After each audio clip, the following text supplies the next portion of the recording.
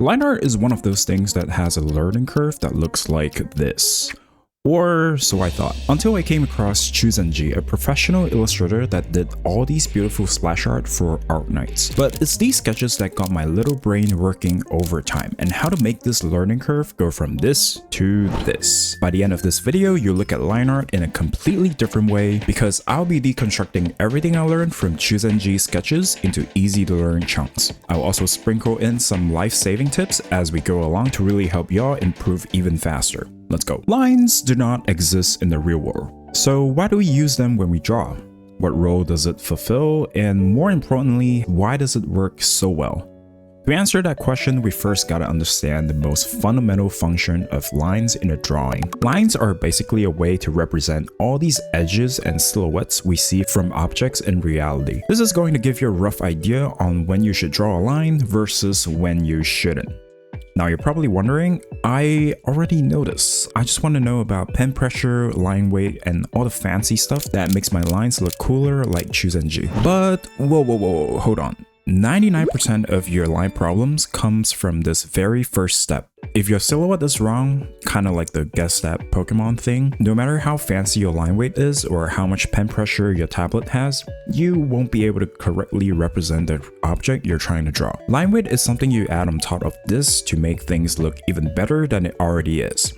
So what I would recommend at this stage is to purposely ignore a line weight and just practice using a brush that has no pen pressure. You want to ignore these two attributes of your lines, and I'll get into these very soon. And as you can see, all I'm focusing on is how long and smooth my strokes are, because that is more important, and how accurately I can get the silhouette right. At this point, I'm sure some of you will be thinking about chicken scratches and how to eliminate them.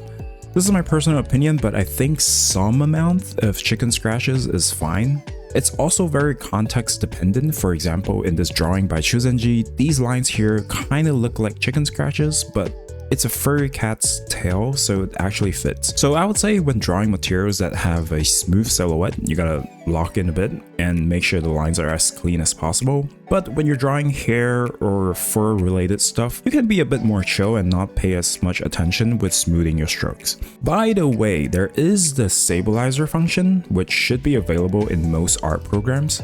I don't really like having it set too high just because it really limits how much control you have over the stroke. It's okay to have it set to low to medium like this if you have really shaky hands or when you're drunk drawing. When drawing long lines that overlap each other like this, and you'll see this come up a lot when you're drawing hair strands especially, you want to draw over the lines like this on separate layers, and then you go back to erase the parts that you don't need. This ensures that your lines are smooth and actually look connected. And speaking of smooth, if you ever wanted to start an online art business in 2025, there has never been a smoother print-on-demand service like Printful. All you need to do is design something, drag and drop it on a hoodie, a mug, or even a pillow. You don't need to worry about printing machines, packaging, or finding a supplier who ghosts you after one order. With Printful, you just focus on what you do best, and they handle the boring adult things. Alright, let me show you how easy this is. I just upload my art here and choose what products I want it on, and they have a lot of stuff you can print on. There's even like candles too, which is crazy. Resize and edit the art so it fits better, and it's that easy. You can get 3D previews of the final as well, like this. Their products are high quality too, and they offer really competitive product pricing, not to mention up to 30% off with Printful Growth and 55% off bulk orders. That's huge if you do limited merch drops or sell at conventions. By the way, if that's you, why are you watching my videos? We should be learning from you. Anyways, they've got printing hubs all around the world so your customers get their stuff faster without paying those painful international shipping fees. Doesn't matter whether you're on Etsy, Shopify, or TikTok shop, Printful can seamlessly connect with all these platforms, so once you get an order, it goes directly to Printful and they take care of everything after that for you. So yeah, if you're tired of embodying the starving artist stereotype, this is your sign to start printing some money while you sleep.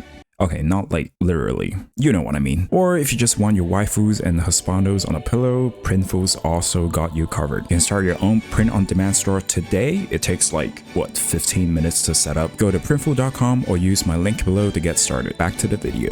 Since I mentioned it, let's talk about the attributes of a line for a second. There are mainly 3 attributes of a line that I can think of, with a couple more that are less important. By adjusting the thickness of a line, you can make an object look like it's positioned further away from the camera, or super close.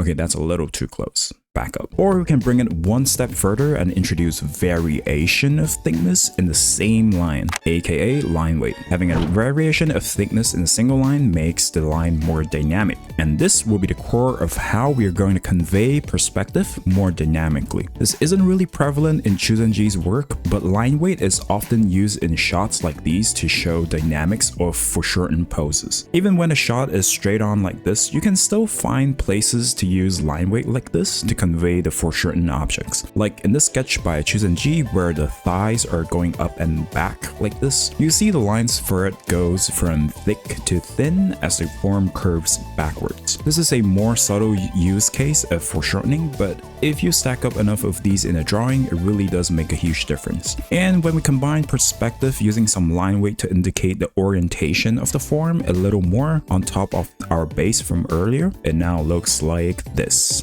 which is pretty good, but we can do more, and the next step really brings out the 3D-ness of our drawings. This step is considered quite advanced because it requires you to think several steps ahead. Oh, and if you hadn't noticed already, I structured this video into increasing difficulty or steps. And this step is right about the intermediate level. And yes, if this is your first time hearing this, you can in fact think about shadows during the line art phase. Basically, we are just adjusting the thickness and line weight to create the illusion of a shadow side and a light side, where the imaginary light source is coming from. You will also often see artists do this, where they make the intersection of lines thicker. This is basically simulating ambient occlusion. Of course, if you're using line art for the color illustration eventually, you really don't want to overdo this part unless, you know, it's a conscious style choice. But generally, the line art is more subtle in colored illustrations in these styles. As for how to actually do this part, you really want to already have a main light source in mind when you start sketching, so you can integrate that into the lines. If the light is positioned at the top like this, and I know I want to have some sort of overexposed light there, here's the thing as well, you can simulate different lighting conditions as well using line weight.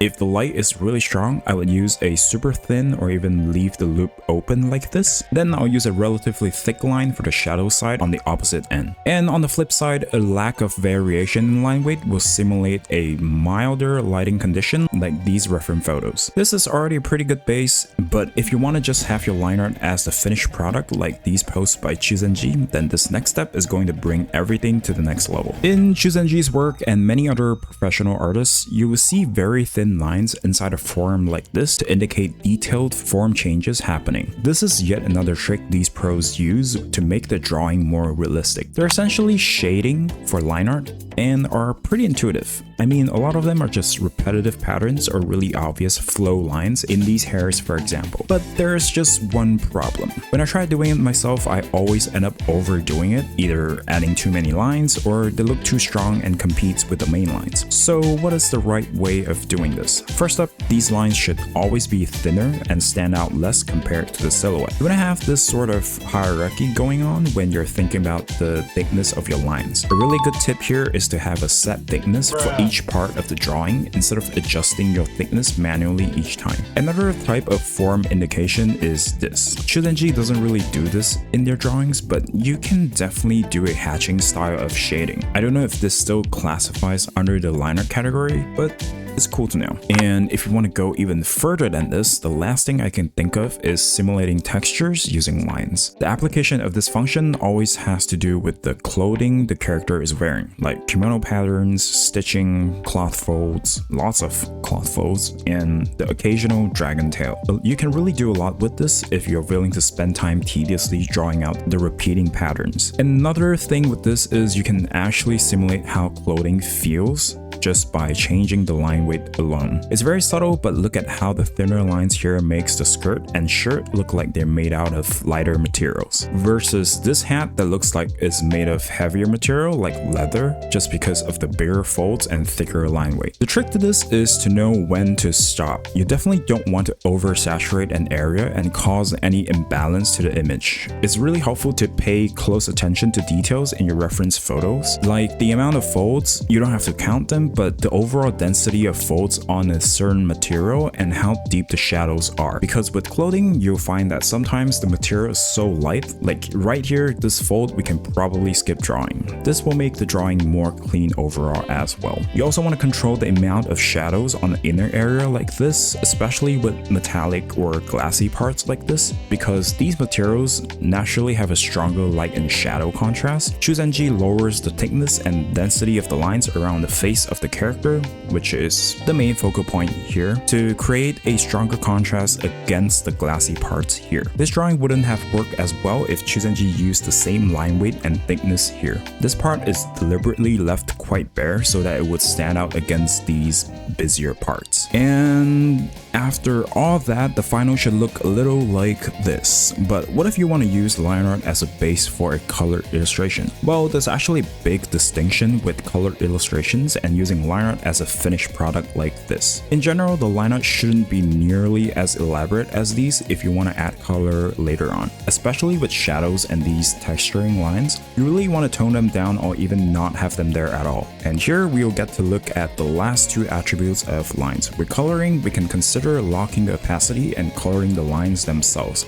This is a really popular method because it makes the lines stand out less and blends into the colors. Kind of like simulating the point we talked about at the start of the video, where there's no lines in real life thing. So you want to make the lines here as minimal as possible by coloring them and using blend modes like multiply. And if all else fails, did you know you can extract lines from photos in combination with the binarization filter in Clip Studio Paint like this? Jokes aside, if you want your lines to look as smooth as this, a big part of it is to know how to accurately draw these shapes. And the secret to this is perspective. I have a video right here just for you, so make sure to give it a click and bye!